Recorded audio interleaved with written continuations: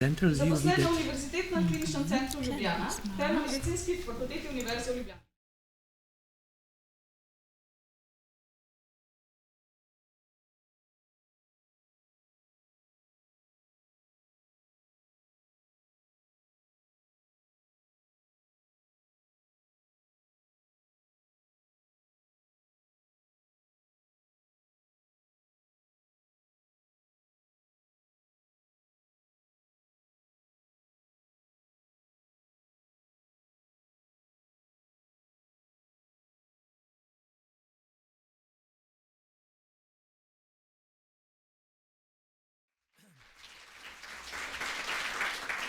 Jaz bi se vam rad najprej lepo zahvalil in torej iskrene čestitke, da tonus tega tedna tako lepo vzdržujete, res zelo sem vesel in vam čestitam in mi je veliko pomenilo, ko ste me povabili, da spregovorim o temi, ki nam mogoče na prvi pogled nič ni kaj preveč simpatična, strah, če pa se v njo poglobimo ali pa recimo, če srečamo človeka in takšni so ljudje, ki strahu ne poznajo, potem pa seveda bomo videli, da pravzaprav da smo lahko tudi v usodi pravzaprav hvaležni, da strah poznamo.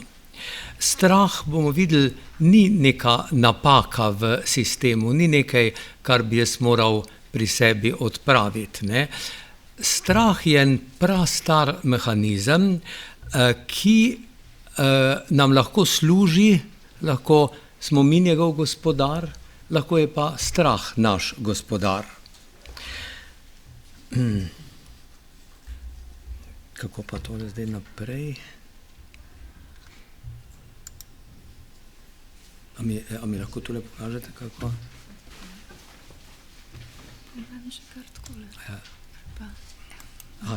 Se pravi tale je, ja. Ali res potrebujemo strah? Je res tako zelo neobhoden? Saj, torej proti koncu vam bom predstavil eno bolnico, tako zelo slavno bolnico v nevroznanosti. Mi vedno bolnike ne poznamo po imenih ali pa redko kdaj jih poznamo, vedno jih poznamo pravzaprav po njihovih inicialkah, to je bolnica SV. Pa bomo videli, kakšno je življenje bilo z njo, z ženo, ki ni poznala strahu. Zakaj strah sploh potrebujemo? Strah, vas bom skušal prepričati, pravzaprav nam opravlja neke 3 temeljne naloge za nas. Najprej omogoča nam, da nekaj bolj zaznamo, nekaj manj in nekaj bolj. In pravzaprav en del strahu, ki ga boste nevroznanstveniki, mladi nevroznanstveniki, ki ste tukaj tako identificirani z enim malim delom možganov, ki se imenuje amigdala, nam da na nek signal, na nek glas, na nek obraz, ki je tukajle, na nek dogodek, neko nalepko. To je pomembno, pazi na to. In potem bo ta amigdala s svojimi povezavami pravzaprav potrkala na druge dele možganov in bo rekla, glej, zdi se, da je ta obraz ali pa ta krik nekaj zelo pomembnega, zato prosim, preusmeri svoje žarišče, svojo luč na odru, preusmeri sem. In potem na koncu, če bomo pravzaprav ta strah doživeli, preživeli in se mogoče z njim celo lahko borili, potem bomo videli, da pravzaprav bomo v našem življenju pravzaprav modrejši. Bolj modri bomo, imeli bomo več moči. Se pravi, strah je pravzaprav lahko tudi naš učitelj. Seveda, dostikrat ta alarm pretirava. Se zdrznemo ob nekem glasu ali pa se zjutraj zbudimo in je naša duša, naš prsni koš, naše srce, kakorkoli želite imenovati, težek. Težko se prebujam v ta dan, pa ne vem točno zakaj. Saj ni, kot ste lepo rekli, saj ni tam enega tigra, ki me čaka pred vrati moje sobe. In ne vem, zakaj se tako težko prebudim. Morda pol, če je sonce, je vse lepše, pa nekako čez dan potem ta težek občutek nekako ugasne. Zdaj, če ta alarm je v nas preglasen, to seveda ne pomeni, da je to slab sistem.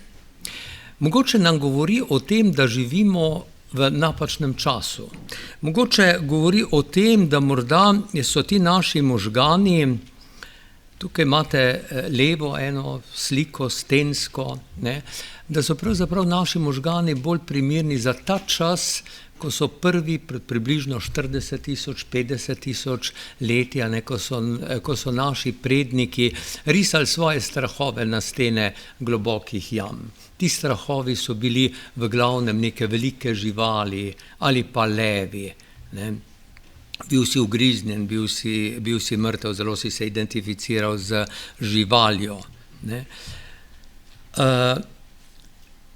Mi pa seveda živimo v drugem času in v tem tednu boste slišali kar nekaj predavanj, ki vam bodo govorili, pa ne glede na to, ali bodo posvečeni možganom in izhajali iz možganov, nevrologi vedno izhajamo iz možganov ali ne, ampak govorili vam bodo o tem, kako pravzaprav ti naši možgani, čudoviti, ampak tudi zelo arhaični, niso za vsak čas.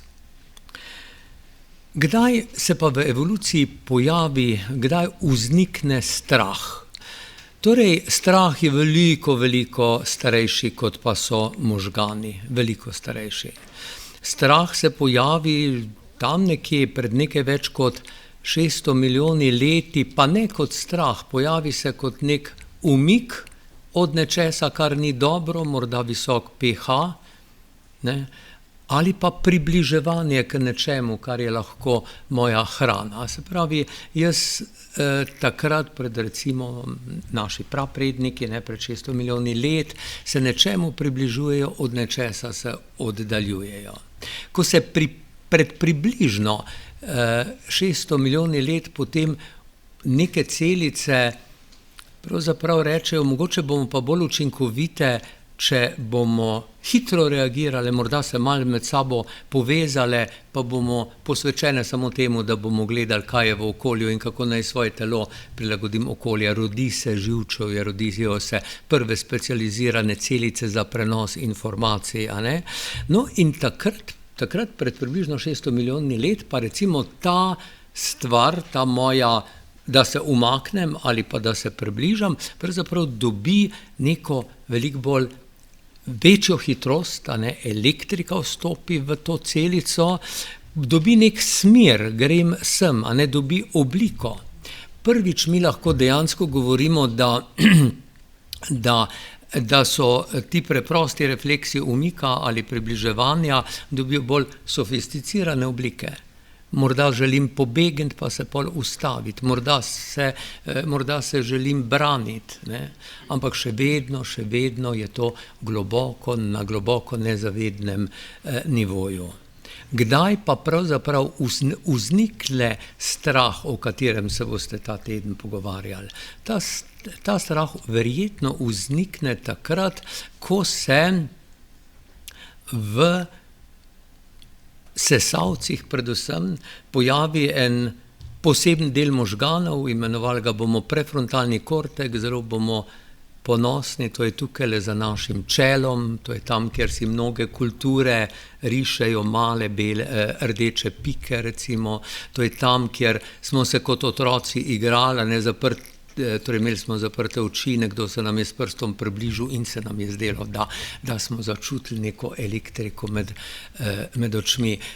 Rodil se bo, ta koncept strahu se bo rodil v tistem delu možganov, ki pravzaprav nas mogoče prvič dvigne nad to nujo okolja in mi daje neko možnost, da si rečem, nič, kaj pa če jaz tole prespim, kaj pa če jaz preštejem do 10. Prvič recimo, da jaz nisem več pasivna žrtev okolja, ampak da jaz skušam v okolje vstopiti.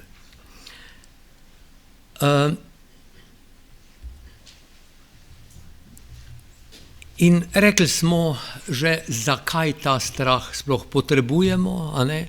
Strah je čudovit opazovalec, strah je čudovit načrtovalec in strah je čudovit učitelj. Zdaj, zanimivo je, da pravzaprav naša čustva, ki se vrtijo okrog strahu, in videli bomo kasneje, da strah ni samo eno čustvo, strah je veliko več kot to, da pravzaprav ima neko zelo asimetrično evolucijsko logiko. Da so lažni, mi smo pravzaprav potomci strahopetcev. Naši pradedki so v savanah Afrike bili tisti, ki so v šumu trave zaslutili mogoče nekaj zelo nevarnega in so pobegnili. In se mi je potem seveda, ko so se vrnili osramočeni nazaj k tej skupini, ta skupina recimo je kakšnih 150 ljudi oziroma biti, bi Dunbar, en nevroznanstvenik, rekel, da nekako 150 jih lahko obvladamo. Jih imamo radi, vemo o njih, kaj se je zgodilo, kako so. Ko so se vrnili, seveda ti naši prapradedki so bili osramočeni, ampak so bili živi. Ko se je nekoč ob nekem drugem dogodku spet pojavil šomot v tisti travi, in je naš pradedek spet pobegnil na svojo sramoto, se je pa zgodilo, da je tisti šomot ni bil veter v travi, ampak da je bil lev. In potem so tisti najpogumnejši alfa pripadniki, so potem lahko obležali pod tigrovimi kremplji. Naši pradedki so se pa tiho preplazili. Vidite, se pravi, mi smo kot ljudje, kot vrsta zelo nagnjeni k temu, da reagiramo na lažne alarme. Ko pravzaprav ni nevarnosti, ampak mi sprožimo previdnost. Zato plačujemo ceno. Recimo, veliko časa nam gre, veliko časa smo napeti, ni, in veliko energije nam gre. Seveda lahko bi imeli eno strategijo, da bi pravzaprav imeli zelo visok prag, preden se mi razburimo, preden nas postane strah. Ampak, če je nevarnost resnična, potem je ta alarm, ki se nam je oglasil, prepozen. Kaj je cena? Cena je poškodba, cena je smrt, cena je moj socialni izbris. Torej, vidite, imamo te iste možgane. Možgani se seveda ves čas spreminjajo. Vaši možgani, zdaj tik preden ste vstopili v tole dvorano, so zelo drugačni kot tisti možgani, ki bodo vaši možgani še vedno, ko boste izstopili iz te dvorane. To je nekaj krasnega, nekaj, kar jaz kot študent in če bi to izrekel, seveda ne bi nikoli dokončal ne nevrologije, pa ne medicine. Takrat smo verjeli, da so možgani v marmor zasekan organ, ki pravzaprav v življenju samo zgublja, ne pa pridobiva. Danes pa vemo, da pravzaprav se ves čas, vsak trenutek, vsako milisekundo našega življenja dogaja v naših možganih nekaj čudovitega, rojevajo se nove celice, pri otrocih samo zato, ker so. Samo to je potrebno, da so in se jim bodo rojevale nove celice in te celice se bodo med seboj povezovale. 87 milijard celic, vsaka od njih ima do 10.000 povezav. Ko si star recimo 70 ali 80 let, se tudi lahko rojevajo nove celice, predvsem v 3 delih. Nevroznanstveniki jih boste poznali pod imenom amigdala, nažalost amigdala. Poznali boste pod imenom hipokampus, moji spomini, epizode mojega življenja, in poznali boste pod imenom prefrontalni korteks, moj razum. Tukaj se rojevajo nove celice. Ampak, za razliko od tega otroka, ki mu je potrebno samo to, da je tam in da gleda in da posluša, in kot goba, bo nekdo, ki bo star 50, 60, 70 let, se moral zelo, zelo truditi za te nove celice. Vidite, in če so ti naši možgani bili in sistemi strahu bili res narejeni za redke, lokalno in telesno jasne grožnje, lev, ki je tam. Za neke zelo kratke dogodke, ki so imeli jasen konec. Kajti to, da jaz aktiviram svoje sisteme strahu, kaj to pomeni? To je ena zelo kompleksna zgodba. Zgodba, ki se začne v zaznavnih procesih, tam je lev, se nadaljuje potem v mojem telesu in z hormoni, recimo z kortizolom, ki se masivno začne izločati. Kaj naredi kortizol? Kortizol potrka na vrata jeter in pravi: jetra, vi imate toliko glukoze, dejte zdaj veliko glukoze v kri, kajti moral se bom boriti z medvedom v Kočevskem gozdu. Ta isti kortizol potrka na 3 vrata možganov, potrka na amigdalo in pravi: amigdala, vzbudi procese strahu, naj te bo strah, ni zdaj čas, da ješ sendvič ali da premišljuješ, kako čudovita je bila tista pica včeraj. Potrka na hipokampus in pravi: hipokampus, dej iz svoje zgodbe dosedanjega mojega življenja, iz teh epizod, nauči me, spomni me, ali je bilo nekaj takega, ali se mi že zgodilo nekaj takega, kar mi lahko zdaj pomaga v tej borbi z medvedom. In potrka na prefrontalni korteks in mu reče: utihni, ni zdaj čas za strateška premišljevanja o ekološki vrednosti, zakaj bi jaz tega bogega, kaj se medvedka tule ustrelil, če pa jih je že tako malo, recimo. Se pravi, določeni deli možganov se pod kortizolom vključijo, določeni se izključijo. Ampak hitro odločanje, to, da se vi odrečete prefrontalnemu korteksu v tem trenutku, je čudovito darilo. Ta hitro odločanje vam bo pogosto rešilo življenje. Danes imamo te iste možgane, ampak svet je drugačen. Mi imamo ves čas stalna opozorila, mi se socialno ves čas primerjamo z nekom. Ogromno je nekega šuma, ki nam ves čas pravzaprav zbuja. No, naši možgani ne čakajo na ta svet. Svet konstruirajo, to je nekaj tudi čudovito novega, kar včasih nismo vedeli. Mi ustvarjamo ta svet, v nekem smislu je imel Platon prav.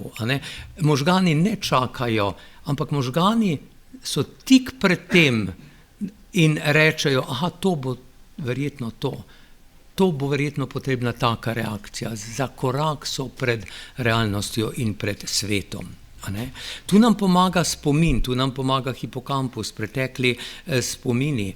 Tukaj nam pomaga telo, da jaz globoko diham, da mi srce močno dela, da se potim. Ampak tukaj je potreben tudi kontekst. Zdajle, ko me je tako strah, ko mi tako srce dela, ko se potim, ampak kje sem, kaj sem, s kom sem, kaj se zdaj dogaja? In potem moji možgani napovedo: to in to se bo zgodilo. Se pravi, če pa je napoved taka, da verjetno, da sem jaz zelo prestrašen, da imam veliko količino strahu, potem seveda zelo hitro vklopim telo. Vidite, če danes želim kaj vnesti v to, kako razumemo strah, je nekaj. Seveda na najbolj preprostem nivoju mi strah razumemo kot, recimo temu, čustvo, ali kot bolečino duše, ali kot nekaj, kar me tišči. Nekdo, ki bo imel več znanja, bo seveda govoril o, recimo, amigdali, o limbičnem sistemu, o hipokampusu. Ampak nekdo, ki bo imel še več znanja, bo pa se vrnil na tisti praarhetip nas samih, in to je naše telo. naše bitje srca, naše mišice, naše zenice, koliko so razširjene. To je ta stalni dialog, ki ga zelo pogostokrat zanemarjamo, a ne, med telesom in med mojimi možgani. In če sem jaz prestrašen, potem moje telo, srce močno bije, potim se in jaz to interpretiram kot katastrofo. Nisem tega sposoben interpretirati, nekoliko večje bitje srca imam. Zdajle se malo potim, ne? Ampak rečem si, to je groza, konec je, a ne? In tako vstopim v ta začarani krog. Tukaj, ko govorimo o strahu, a ne, za tiste, ki imate bazično znanje možganske anatomije, so, če poenostavim, 3 ključne mreže. Prvo zelo, zelo dobro poznamo, to je amigdala. Amigdala, glavna njena naloga je dati nalepko gor, tole je nevarno, a ne. V strahu nam bo strašno koristen kontekst, moje dosedanje življenje, moje dosedanje epizode, moje dosedanje izkušnje, se pravi hipokampus. Ločil mi bo pomagati med tukaj zdaj, pa spominom, to je bilo takrat. In potem prefrontalni korteks, ki nas bo pa potiskal na pot racionalnega razmisleka. Pa vendarle je to neka, če je amigdala v centru, ima amigdala strašno zanimive in pomembne povezave. Povezavo recimo z nečem, kar imenujemo inzula, naše notranje telo. Če vsi poznamo čudovito, tisti, ki študiramo, tiste dele možganov, korteks predvsem, v katere se zliva naše okolje, sluh, vid, ne? Pa zelo slabo poznamo tisti del možganov, kamor se pa zliva naše notranje telo, naše črevesje, naše srce, naša pljuča, naša vranica. Pa vendarle imamo tak del možganov, zelo je skrit, ne? Vi morate odgrniti frontalni reženj in temporalni in globoko tamle boste videli en prastari korteks, imenuje se inzula, otok. Tam noter je skrito naše zavedanje, oziroma bolje rečeno nezavedanje našega notranjega drobovja, tistega, ki bo imel ključno vlogo pri strahu. Seveda, zato je tako pomembno vedeti, da ko nas je strah, mi ne beremo, čitamo, opazujemo samo sveta, tega leva, tega okolja, tega iPhona. Ne? Beremo pravzaprav svoje lastno telo. To je recimo pri terapevtskih ukrepih, pri strahu izjemnega pomena. Ne? Vedeti moramo, da pravzaprav je tisti utrip, ki je povečan, da ga jaz interpretiram, rečem, izgubljam nadzor, zdaj sem pa zgubljen. Tisto plitvo dihanje, ne, v paniki, moram dihati, moram zajeti zrak, kajti, ne vem, dušim se. Ne? Vidite, zato bo, in tu je naše telo, in en pomemben del, ko se boste pogovarjali, verjetno kasneje v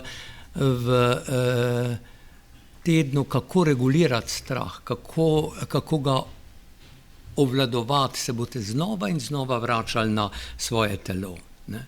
Telo se odziva na 2 načina, hitro, zelo hitro, pa počasi. Zelo hitro je avtonomni odziv, a ne, simpatikus, fight, fright, flight, se pravi, ali bežim, ali pa se borim, se soočim z tem.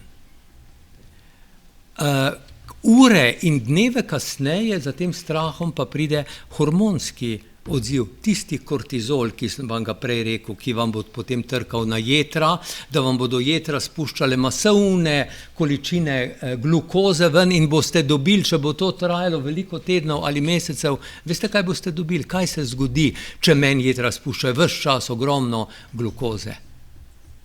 Diabetes, sladkorno bolezen.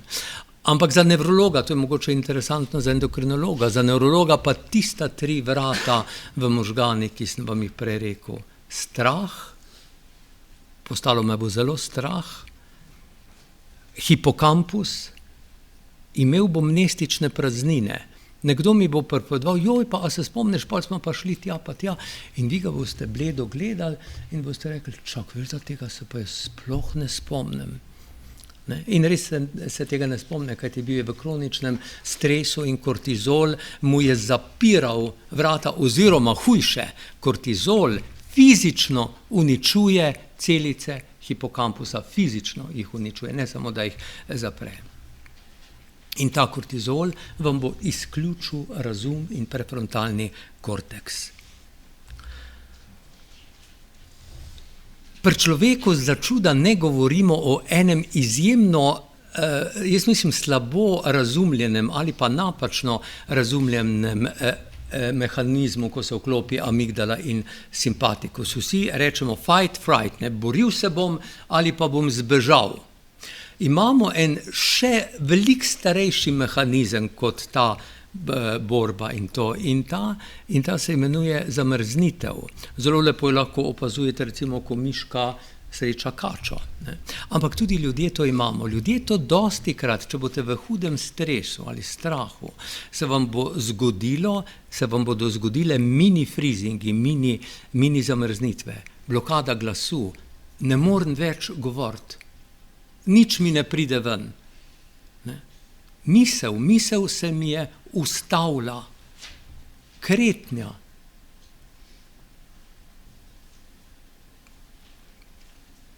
Nekaj bi rad povedal, pa ni glasu, pa ni kretnje, pa ni moje misli. To mimogrede velikokrat vidimo pri Parkinsonovi bolezni, ne, kjer so te strukture lahko tudi, ne. Vidite, se pravi, zelo pogosto pri človeku je to ne kot odsotnost odziva, kot pri tisti miški.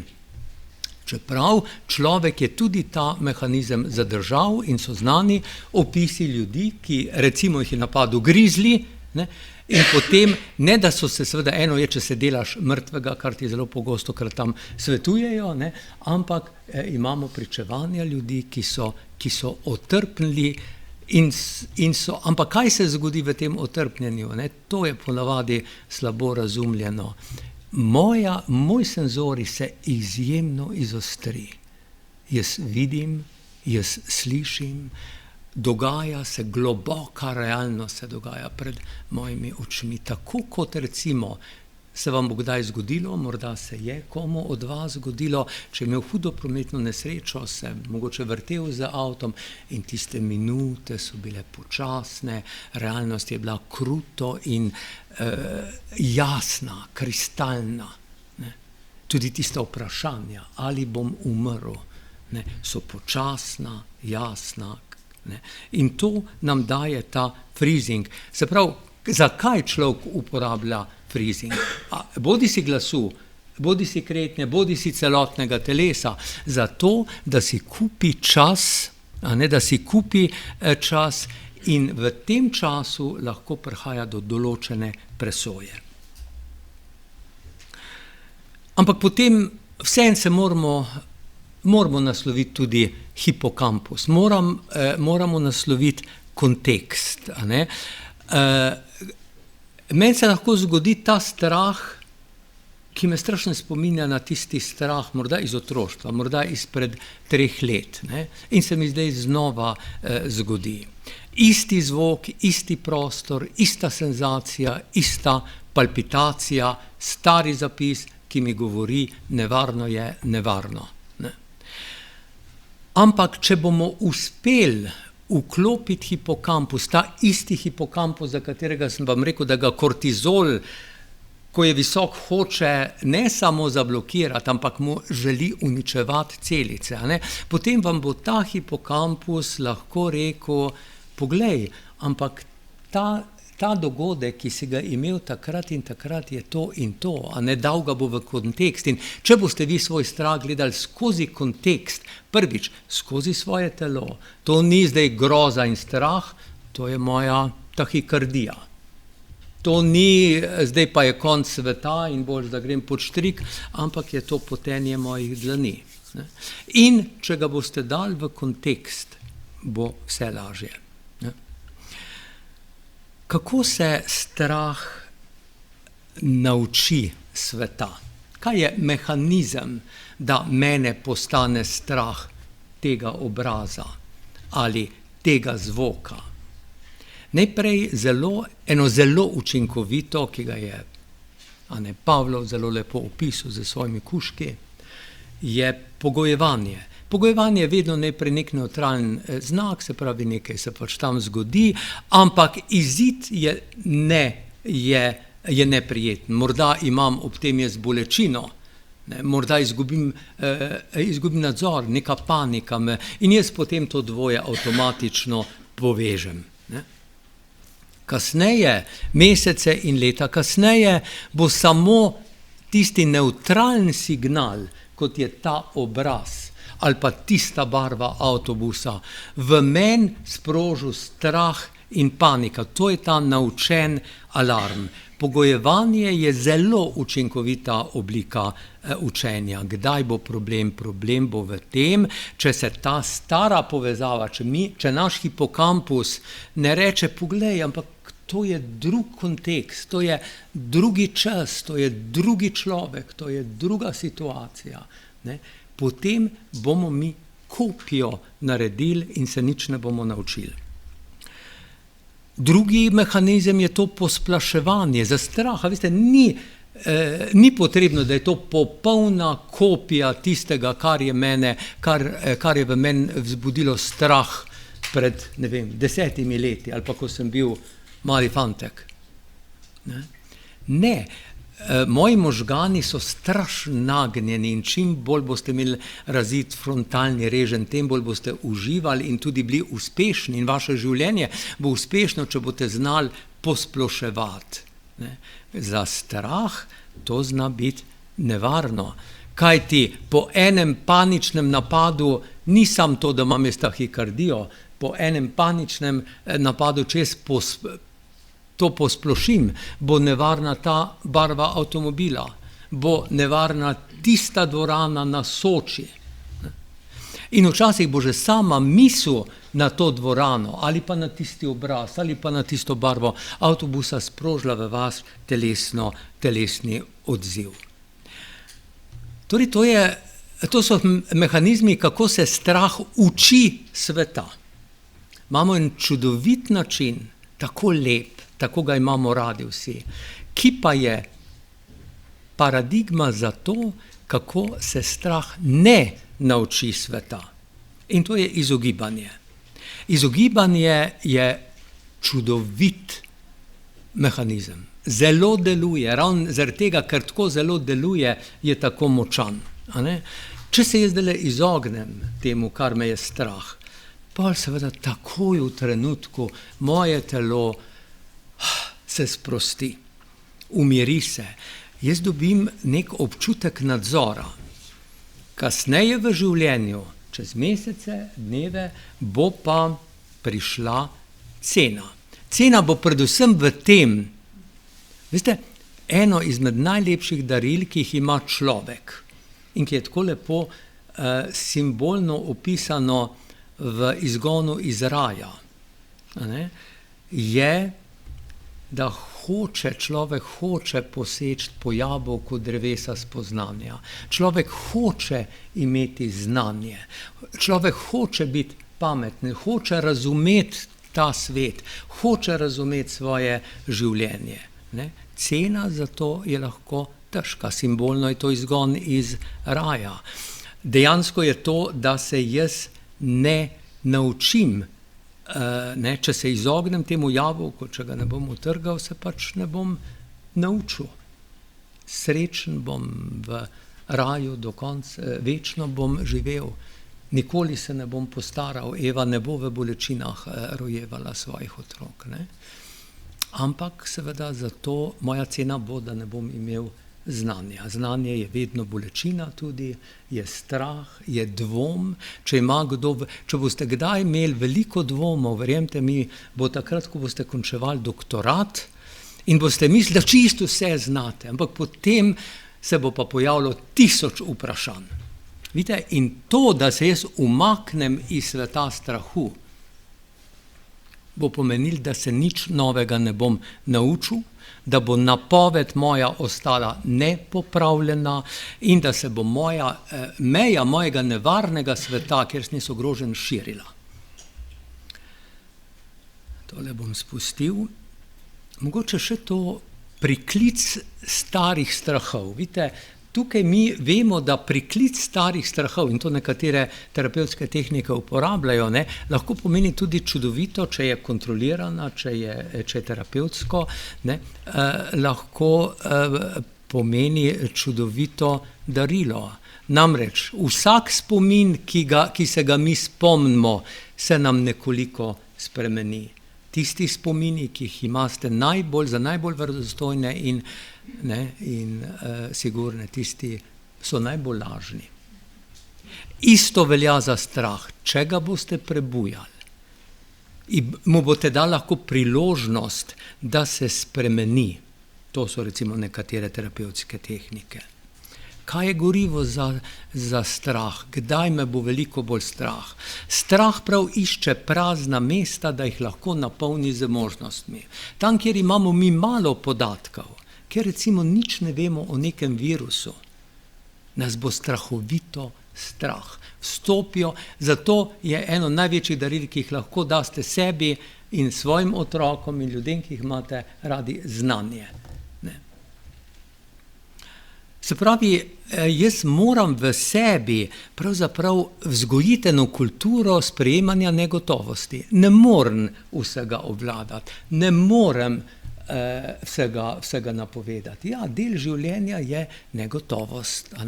In to sprejeti je, se pravi, da bi bil namesto to, če vas bo nekdo vprašal, pa kako se lahko zasiguram, da bo to tako, ga lahko vprašate, koliko negotovosti lahko zdržite in potem delate z njim. Gorivo za strah so socialni možgani, o tem ne bom veliko govoril, ker boste imeli se pravi, del mojih možganov je socialni. Jaz mislim, da ena izmed absolutnih bom rekel, smeri človekove evolucije je to, da smo socialna bitja. In to se zelo vidi v strukturi možganov. Se pravi,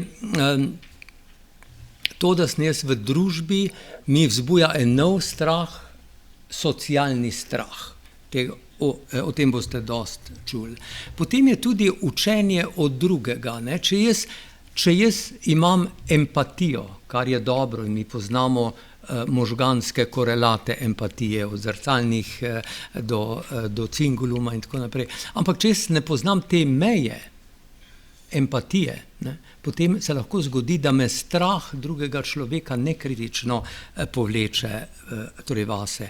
In potem gorivo za strah je digitalno stoletje, kjer ste neprekinjeno dosegljivi, kjer imate nedokončane informacije, opozorila, kjer vam rečejo, pa nisi tako pameten ali lep, ali nimaš takih lepih kavboj kot on, kjer so ves čas novice brez nekega konca, kjer so algoritmi, ki nagrajujejo razsuto misel.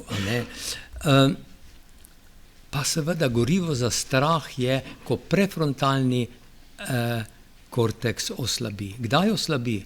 Recimo, če malo spite, če ste zelo utrujeni, če imate veliko digitalne stimulacije. To bom spustil. Zato, ko se strah poleže, je mogoče zelo dobro, da človek se vpraša, kaj pa se je zdajle zgodilo. Ne razlage, ne hipoteze, zakaj, kako, ampak kaj se je zdajle zgodilo. Drugo vprašanje, kaj mi pravi moje telo? A se potim, a imam tahikardijo, a globoko diham? Potem, kaj pripada sedanjosti? Kateri del tega mojega strahu je tukaj in zdaj? Kateri pa pripada preteklosti. In zato boste, upam, v tem tednu čuli kar nekaj mehanizmov regulacije. En regulacij je za tiste, ki dobro poznate, je locus ceruleus, je noradrenalin, je mobilizirati mojo pozornost in orientacijo, vrniti se tukaj in zdaj. En zanimiv mehanizem bo moje telo in moj dih preko parasimpatičnega izdiha, preko tudi to, da bom dejansko razširil svoje telo, odprl svoj pogled, odprl svoje razmišljanje. To je lahko zelo učinkovita regulacija. Tretja regulacija, postopno soočenje, to je tisto, kar sem vam povedal, a ne, da ni dobro, da mogoče čist izbrišemo strahove.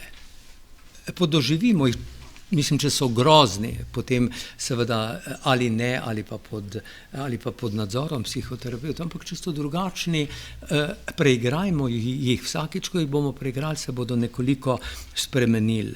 Pa tisto, kar sem tudi omenil, nič ni grozno, če je ta svet negotov, jaz moram sebe nekako tako narediti, da se bom z takimi negotovostmi soočal, a ne.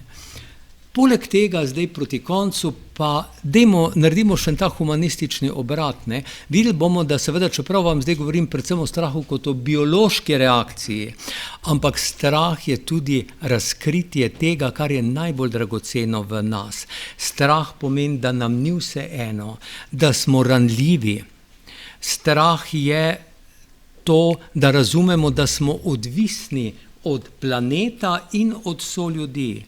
In strah je, da si razčistim svoje vrednosti. Ali je res največja vrednost moja to, da imam, ne vem, Armanijevo obleko ali torbico, ali pa je morda lahko vrednota nekaj drugega. Imeli smo bolnico, ki ni poznala strahu, imela eno zanimivo bolezen Urbach vitae. In mi vemo, kako se tak človek obnaša. Tukaj se nam je prvič pokazalo, da je amigdala pomembna za zunanje dražljaje, ne pa za notranje. Mi smo vedno mislili, amigdala, to je, če te je notranji strah, umiraš, pa te je strah ali zunanji lev. SM nam je jasno pokazala, njo nič ni bilo strah, bila je zelo izpostavljena, ni poznala, za strah je strašno pomemben človekov obraz. Obraz je tisto, kar vam bo največ uči. Ne? Zanimivo je, da ona ni imela mehanizma, da bi gledala obraz, da bi zrla v oči. Tega ona ni imela, ni razumela, da je to močno orodje v tem, da jaz precenim to. Ne? Ko pa so jo izpostavili, se pravi, to je zunanji strah, kače so ji dali v neke hiše groze, so dali, krute eksperimente so delali, torej ne. Potem so pa nekoč 5 let kasneje pa naredili en zanimiv poskus, dali so ji visoko koncentracijo CO2, kar ti daje občutek umiranja in dušenja. Takrat pa je ona občutila smrten strah. Se pravi, strah, ki prihaja iz mojega drobovja, je strahu za moje življenje, je drug strah, ni strah amigdale. Veliko nas je naučila ta SM, ne. Ne bom vam govoril o tem, da seveda zdaj sem ves čas govoril o strahu kot o svetu, moje soočenje z svetom. Strah je lahko tudi čista patologija, če imam jaz tumor v temporalnem režnju in mi pride strah kot dobro definirana epizoda. Ne.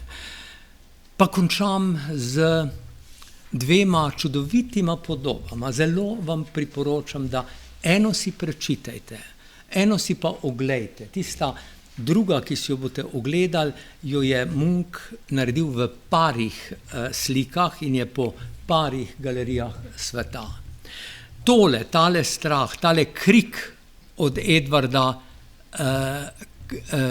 Muncha, ne, to nisem podoba zdajle v tem trenutku, je mene strah, široko razprtimi očmi, ampak jaz sem preplavljen, ne samo jaz, ne samo moje telo, poglejte, v kaj se je moje telo spremenilo, v nek val neke groze, ampak ta val groze se nadaljuje, poglejte, se nadaljuje na mostu, se nadaljuje v reki, se nadaljuje na nebu, vse je nekontrolirana groza, to je strah 20. stoletja. In potem Drugo, prečitajte si enkrat, ko ste imeli čas, a ne tole delo, Proces Franca Kafke, ne, kjer tako lepo pokaže ta strah digitalne dobe, ko jaz ne vem, česa me je strah. V tem procesu je grožnja nejasna, razpršena, nima obraza. Ne? In ta človek tam na sodišču sploh ne razume, česa je obtožen, kaj se dogaja. Vidite, se pravi, to pa je ta negotovost sodobnega sveta. Se pravi, negotovost lahko postane dolgotrajno stanje telesa, zavesti, ko bom jaz živel v tem kroničnem stresu, ki odraža to, da so moji možgani narejeni, izklesani v paleolitiku, se morajo naenkrat soočiti z tem tako neverjetno eksponencialnim dotokom. Smo ljudje tukaj, ki smo polovico življenja živeli z onim telefonom in ne vem, jaz sem poznal 35 telefonskih številk od svojih prijateljev, staršev in tako naprej. Ne. Mi še imamo odsev tistega sveta. Ne. Ta, ki pride, je za nevrologa strašno nekaj zanimivega, ampak verjetno v nekem smislu tudi en velik izziv, zlasti kar se tiče anksioznosti, strahu, depresije. Hvala lepa.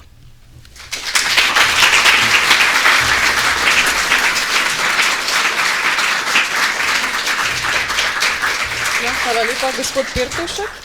So bom jaz tukaj, a se slišimo? To dela? Ok, super. Zdaj pa gremo na vprašanja, ki nam jih je postavila naša publika. Vprašanje z največ glasovi se glasi. Rekli ste, da kortizol fizično tudi uničuje celice hipokampusa, ne?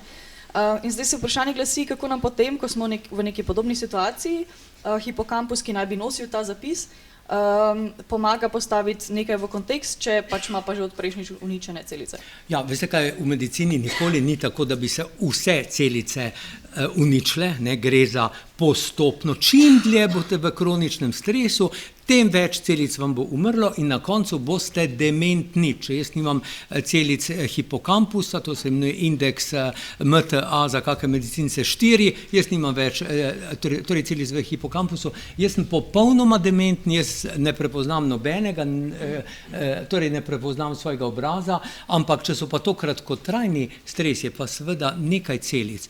Ob tem pa še ena dobra novica, ki je ni bilo časa povedati, da je pa hipokampus tudi eden izmed tistih predelov možganov, njih veliko, ne? Nove celice ne nastajajo kar vse povsod v možganih. Eno izmed mest, kjer nastajajo in kjer je eno čudovito, jaz mislim čudovita novica za medicince, za vašo generacijo, ne, da recimo, da ne boste postali, da ne boste dobili Alzheimerjeve demence. Hipokampus je mesto, kjer jaz lahko spodbudim nastajanje novih celic, neogeneza in neuroplastičnost.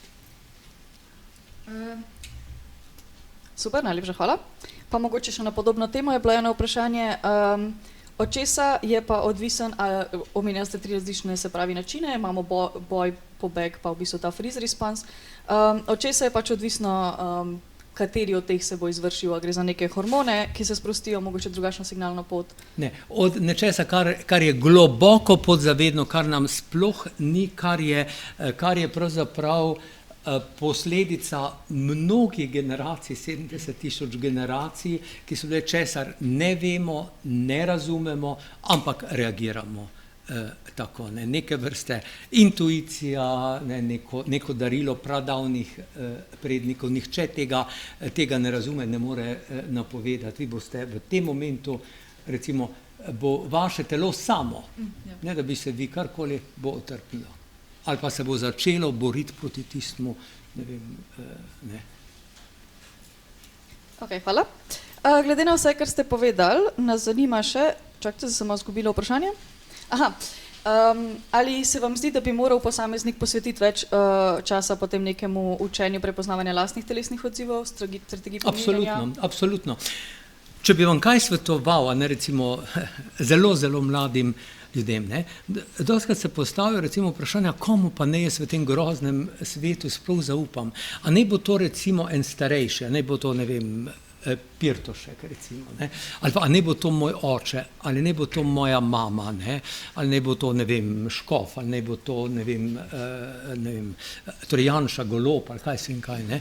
Odgovor je ne, pa ne zato, ker res bi bil proti, recimo, Sepp, ali pa proti kaj sem vašemu očetu ali Škofu ali Janši ali kaj. Ne, odgovor je, da je njihov svet je drugačen. Svet, v katerega sedanji mladi stopajo, je tako različen, da ga mi tudi, če se zelo trudimo, ne moremo razumeti, treba ga je živeti. Jaz vem, recimo, ko sem enkrat, so prišli k meni eni študenti medicine, pa so rekli, veste, profesor, a nam lahko tole podpišete, ker bom šel v tujino, en drugi pa rekel, ko bom šel v neko farmacevtsko, pa sem rekel, koliko mi je hudo, veste, sem rekel, jaz ko sem se zaposlil, pa sem vedel, da bom imel teh svojih 30-40 let dela in varnosti, ne, in mi je bilo res hudo, ne, sem jim rekel, res mi je, žal mi je, da se vaše življenje takole začenja. Veste kaj, mislim, nekaj lepega se je zgodilo, so me pogledali pa rekli, ma ne, profesor, to je naše življenje, mislim, vse to je del, mislim, to pač mi tako živimo, ne.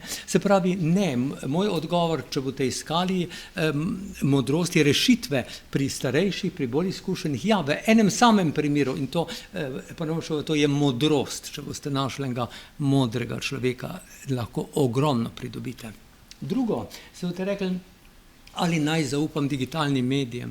Absolutno ne. Toliko je lažnih novic, veste, toliko je tega žrtev boste postali, ne. In potem tretje, ali naj zaupam svoji intuiciji, svojemu občutku, ne. Ko sem jaz bil mlad, je bilo strašno moderno, Frankla pa Froma smo čitali, pa smo rekli, vse moram zaupati. Ne. Veste, vaši možgani 90% delujejo na intuiciji, na tem, ki je mnogokrat dobra, včasih pa ne, ampak velikokrat je dobra. Obstaja pa odziv nekje, če boste, pejte v Grčijo z rukzakom ali kakorkoli, obiščite eno mesto, ki ga nekateri poznate, imenuje se Delfi. In tam so ostanki enega templja posvečenega Apolu in tam je nekdo napisal gor, ne, know thyself, spoznaj samega sebe. Tukaj mislim bolj v tem smislu, da spoznate svoje šibkosti, svoje moči, da ne zapadete v take strahove, ki so da ne zapadete v depresijo. Istelo mislim, da bo to glavna naloga generacije, ki prihaja. Da se nekako zaščitijo pred poplavo, pred cunamijem, ki nam prihaja. Se pravi, spoznaj samega sebe tudi skozi ta način, kako delujejo možgani. Zelo pomembno. No, super, najlepša hvala. Pa bomo zaključili ob tej lepi misli. Sam, če počakate še trenutek. Najlepša hvala.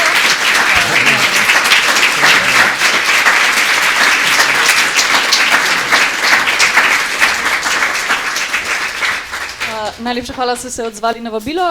Zdaj pa naredimo 5-minutno pavzo pred naslednjo predavateljico.